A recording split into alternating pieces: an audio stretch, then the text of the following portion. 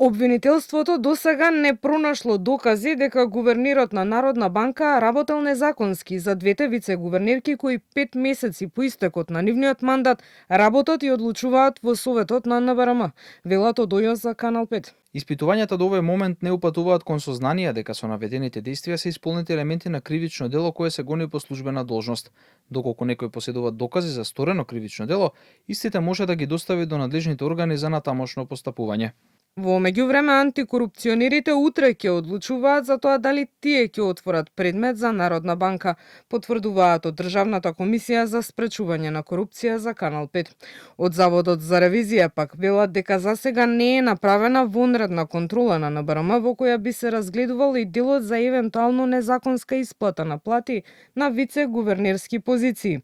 Оттаму одговори за тоа дали вонредно ќе ја исконтролираат Народната банка најавија за наредните денови. Последната ревизија во оваа институција е направена во 2020, иако тогаш има констатирано слабости во внатрешните контроли и управувањето, нема директни констатации за кадровски прашања. Во гостување во емисијата на Кавга со Иван, политичкиот аналитичар Алберт Муслију посочи дека гувернерот на Народната банка има голема одговорност во делот кој се однесува на финансискиот сектор, но и соодветно на функцијата и одговорност кон јавноста. Гувернерот треба да се бави со овие работи. Апсолутно. Треба да се бави со овие работи, треба да одговара на барањата на пазарот, на граѓаните, да не оптеретуваат со давачки, а не политички прашања. Тој не е таму за политички прашања. И да дојдеме до Трајко Славевски, како вие го оценувате, видовте каков однос имаше со нашиот новинар? Добро, сега он не го сменил односот од кога беше политичар? Исте?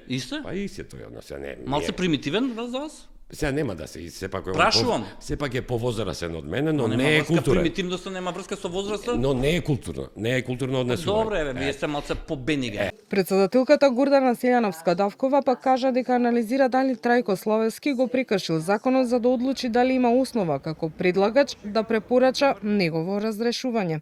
Гувернерот Славевски пред една недела на новинарски прашања за случајот со двете вице-гувернерки кои 5 месеци по истекот на нивниот мандат во октомври минатата година работат и земаат плата, наместо да даде одговор, упати обвинувања до Канал 5 и новинарите, кои продолжија и покрај апелите на новинарските здруженија за почит и транспарентност кон јавноста. Тоа што чекавте повеќе од половина година за огласот, тоа е истечен.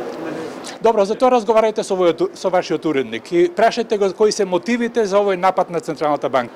Можете да прашање? Не може. Од опозицијската СДСМ веќе побара обвинителството да отвори предмет, а од владеачката ВМРО ДПМН посочија дека прашањето дополнително ќе го разгледуваат.